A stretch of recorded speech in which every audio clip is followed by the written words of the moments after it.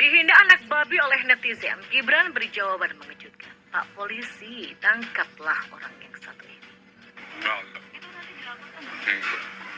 Enggak lah, wis ono sing ngurus ya. Ya, makasih ya. Maksudnya, Itu kan bukan pertama kalinya kita dihina kayak gitu ya, santai ya. maksudnya kan di luar itu kan Di luar menyinggung di luar Mas Gibran sendiri. santai. Aku wongnya santai ya. Ini kesadaran kami dan dengan segala hormat kami tidak ada komunikasi dengan Mas Gibran untuk melaporkan. Ini hasil diskusi kami internal sehingga sepakat sore hari ini kami datang ke Polresta melaporkan akun di salah satu akun di Twitter yang menulis hal yang tidak pantas, dan semakin dibiarkan kan justru tweetnya semakin menantang, semakin arogan, semakin tidak berhenti. Ini yang kami harus segera hentikan dan tidak boleh ada kejadian itu. Hari ini saya ngelihat akun Twitter dari Gibran Raka Buming Raka itu nampaknya emosional sekali gitu, karena ada akun anonim yang mengancam Gibran dan bahkan melecehkannya ya. Dan saya lihat dari cara komunikasi anak-anak Presiden Jokowi, kalau mereka tidak suka, kalau mereka marah dan kecewa terhadap komentar-komentar orang lain yang sangat negatif atau berisi fitnah dan cacian terhadap mereka dan keluarganya, biasanya mereka akan reply. Mereka akan posting di akunnya gitu ya. Untuk apa? Untuk mempermalukan orang yang mengatakan itu. Nah, biasanya gitu ya, sejam 2 jam setelah itu orang yang mengatakan hal negatif itu kalau sadar, kalau mereka waras, mereka akan ketakutan dan menghapus tweetnya. Biasanya kayak gitu. Nah, setelah saya coba perhatikan akunnya, ternyata ini adalah akun baru yang baru dibuat bulan ini. Dan memang akun ini adalah akun buzzer dari Anies Baswedan. Wali Kota Solo Gibran Raka Buming Raka sering menjadi sorotan di media sosial. Hal itu karena gayanya memberikan membalas komentar netizen. Gibran pun selalu merespon komentar netizen, baik dari komentar yang lucu, saran, kritik, sampai hujatan. Yang terbaru, Gibran dihujat oleh netizen dengan sebutan anak babi. Namun hal yang tak terduga adalah jawaban Gibran yang nyeleneh. Anak babi, tulis akun Twitter @tomtomo_id. Gibran pun langsung merespon dengan jawaban yang nyeleneh. Ya Pak, oing-oing, tulis putra sulung Presiden Jokowi tersebut. Tak sampai di situ juga, cuitan itu pun diunggah kembali di akun Twitter, oing-oing, tulis keterangan dari Gibran. Tentu saja, cuitan itu pun menjadi perhatian publik. Beragam komentar pun diberikan ya. Anjay nges, mau ngasih tahu ya kalau habis dikatain sama akun itu. Itu akunnya, ayo followerku, waktunya menyerang akun itu, tulis netizen yang bernama Geprek ya.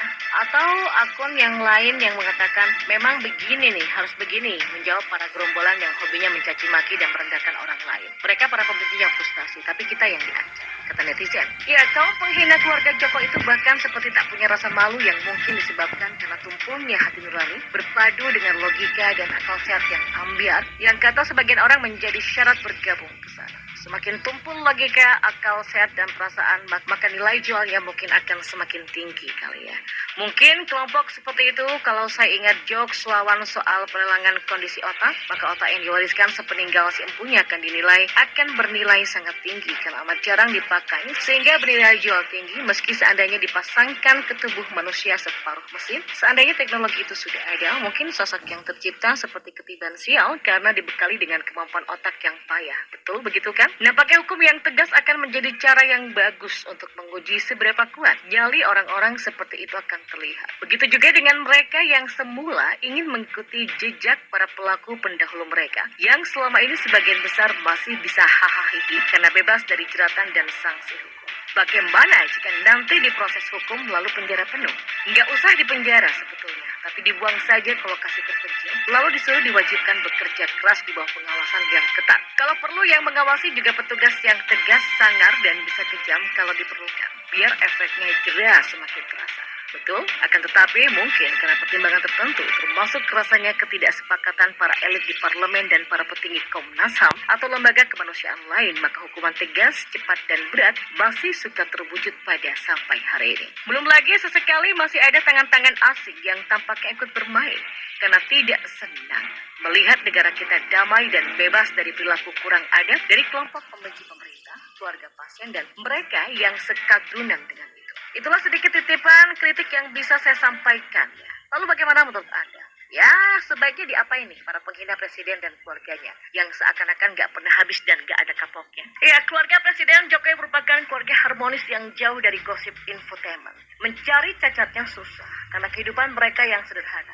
nggak neko-neko, nggak menciptakan jarak dengan orang lain, hangat, kocak, dan cerdas. Anak-anak Presiden Jokowi pun terkenal dengan mandiri, yang tidak menempatkan diri lebih tinggi dari warga lain, karena mereka anak presiden. No, mereka nggak seperti itu. Bahkan mereka tidak mau diperlakukan secara istimewa.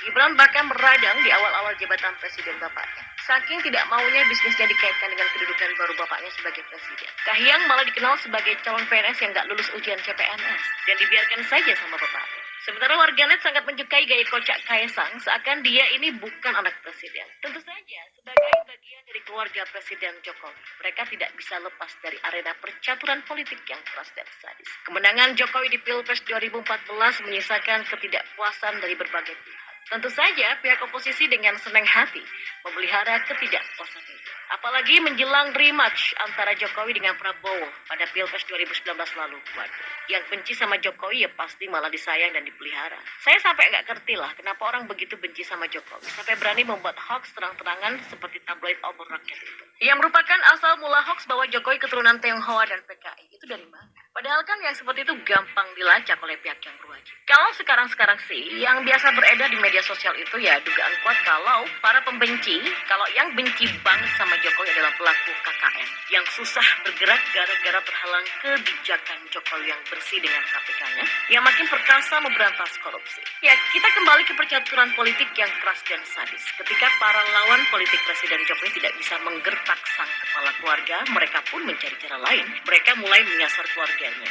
Misalnya zaman dulu ketika yang namanya Ratna Sarumpait itu hidupnya bagaikan ratu dengan banyak pemujanya. Dia pernah mencoba menyerang Ibu Iriana. Ratna Sarumpait men-share artikel berita yang bertajuk perkataan Iriana bahwa ibu-ibu PKK tak boleh berpolitik, disertai cuitan, "What? Kemana aja bu? Nggak tahu perempuan sudah diantariksa ya bu?" ujar Ratna dalam akun Twitternya. Tentu saja ketahuan kalau Ratna hanya membaca judulnya saja, tidak membaca keseluruhan artikel. Dan tentu saja Ibu Iriana tidak menggubris cuitan Ratna ini. Ya, kasihan banget ya. Beberapa bulan kemudian, pihak lawan politik Jokowi mulai mengambil langkah vulgar, menyasar ke Solo, kota asal Jokowi dengan memakai gerakan ganti presiden yang waktu itu mulai berdeklarasi di daerah-daerah di luar Jakarta. Solo dipilih sebagai daerah pertama lokasi deklarasi mereka, ya semakin main gertak-gertak gitu loh. Lokasinya pun dijadikan ajang main serempet, yakni di depan gerai Markobar, kepunyaan Gibran, anak sulung Presiden Jokowi, maksudnya sekalian menggertak Jokowi, sekalian memprovokasi anaknya Jokowi. Mereka sangat mengharapkan reaksi kemarahan baik dari Gibran ataupun dari Jokowi. Namun apa daya, tingkat intelijensi anak sulung Jokowi ini berbanding lurus dengan sense of humornya. Sehingga tanggapan Gibran saat itu malah jadi epic dan bikin salut. Wali Kota Solo Gibran, Raka Buming Raka, sering menjadi sorotan di media sosial. Hal itu karena gayanya memberikan membalas komentar netizen. Gibran pun selalu merespon komentar netizen, baik dari komentar yang lucu, saran, kritik, sampai hujatan. Yang terbaru, Gibran dihujat oleh netizen dengan sebutan anak babi. Namun hal yang tak terduga adalah jawaban Gibran yang nyeleneh. Anak babi, tulis akun Twitter @tomtomo_id. Gibran pun langsung merespon dengan jawaban yang nyeleneh. Ya pak, oing oing, tulis putra sulung Presiden Jokowi tersebut. Tak sampai di situ juga, cuitan itu pun diunggah kembali di akun Twitter, oing oing, tulis keterangan dari Gibran. Tentu saja cuitan itu pun menjadi perhatian publik. Beragam komentar pun diberikan ya. Anjay nges, oh mau ngasih tahu ya kalau habis dikatain sama akun itu. Itu akunnya ayo followerku, waktunya menyerang akun itu, tulis netizen yang bernama Geprek ya. Atau akun yang lain yang mengatakan memang begini nih, harus begini, menjawab para gerombolan yang hobinya mencaci maki dan merendahkan orang lain. Mereka para pembenci yang frustasi, tapi kita yang diancam, kata netizen. Ya, kaum penghina keluarga Jokowi itu bahkan seperti tak punya rasa malu yang mungkin disebabkan karena tumpulnya hati nurani berpadu dengan logika dan akal sehat yang ambiar yang kata sebagian orang menjadi syarat bergabung ke sana. Semakin tumpul logika, akal sehat dan perasaan, maka nilai jualnya mungkin akan semakin tinggi kali ya. Mungkin kelompok seperti itu kalau saya ingat jokes lawan soal pelelangan kondisi otak, maka otak yang diwariskan sepeninggal si empunya akan dinilai akan bernilai